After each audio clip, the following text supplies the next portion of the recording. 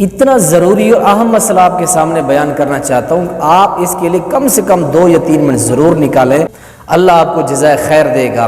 ہمارے اکثر و بیشتر مساجد کے اندر کیا ہوتا ہے کہ جب امام صاحب فرض نماز کا سلام پھیرتے ہیں تو مقتدی حضرات اپنے سر کے اوپر اس طرح ہاتھ رکھ لیتے ہیں، تو جب اس طرح ہاتھ رکھتے ہیں تو پھر اس کے اوپر کچھ کلمات بھی پڑھتے ہیں۔ تو آج اس مسئلے کو میں آپ کے سامنے رکھنا چاہتا ہوں۔ ایک روایت پیش کی جاتی ہے طبرانی کے حوالے سے، امام طبرانی نے اپنی کتاب کے اندر طبرانی فی الاوسط کے اندر اس روایت کو بیان کیا ہے۔ وہ روایت کس طرح ہے؟ روایت اس طرح ہے کہ اذا قضا صلاتہ، جب نبی علیہ السلام اپنی نماز مکمل فرماتے، مسح جبہتہ بیدہ الیمنی، رسول معظم علیہ السلام جب اپنی نماز مکمل فرماتے اپنا دایاں ہاتھ اپنے پیشانی کے اوپر رکھتے، اس طرح چھوتے، رکھتے ہاتھ اپنا، رکھنے سے مراد یعنی کہ ماسا کا لفظ چھوتے اس طرح، اور پھر ثم اشہد ان لا الہ الا اللہ الرحمن الرحیم اللہم اذہب عنی الحزن الہم والحزن، ایک روایت میں یہ الفاظ آتے ہیں، اور دوسرے الفاظ یوں آتے ہیں بسم اللہ الذی لا الہ الا هو الرحمن الرحیم اللہم اذہب عنی الہم والحزن۔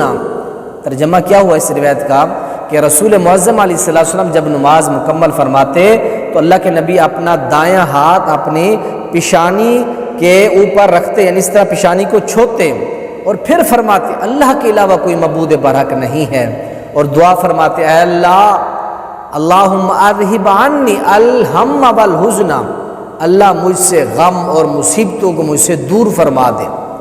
یہ روایت پیش کی جاتی ہے جس کے مرکزی راوی حضرت انس رضی اللہ تعالیٰ عنہ ہیں۔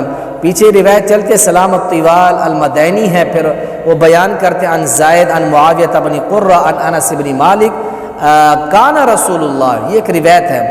اس روایت کے اندر جو مرکزی راوی ہے سلام الطوال، یہ جو اس روایت کے اندر راوی ہے، یہ روایت جو آتی ہے طبرانی فی الاوسط کے اندر یہ روایت آتی ہے، اور اس طرح حافظ ابن حجر نے اس روایت کو نتائج الافکار میں بیان کیا ہے، اور اسی طرح امام ابو نعیم الاصبہانی رحمۃ اللہ علیہ نے اس روایت کو حلیۃ الاولیاء کے اندر بیان کیا ہے۔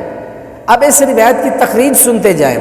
التقریب کے اندر ہے کہ یہ جو روایت ہے سخت ترین ضعیف روایت ہے، اور اس روایت کے اندر جو راوی ہے سلام الطوال، یہ سخت ترین ضعیف راوی ہے اور متروک راوی ہے۔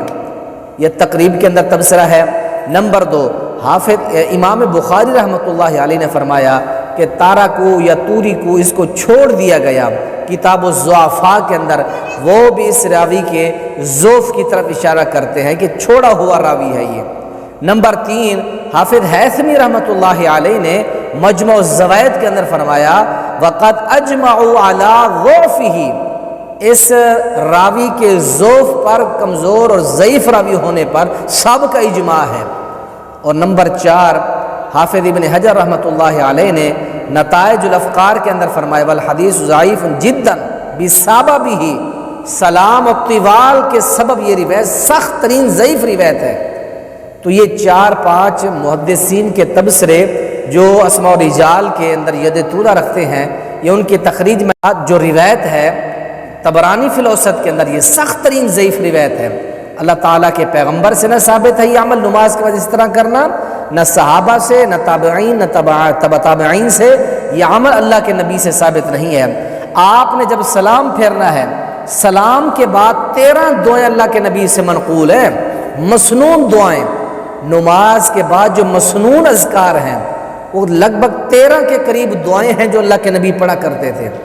ہمارا معاشرہ، ہمارے لوگ اس کی طرف نہیں جا رہے، فوراً سلام پھیرا، ہاتھ یہاں رکھا، ہاتھ اٹھائے، دعا مانگی، 2 منٹوں میں گئے، یہ طریقہ نہیں ہے۔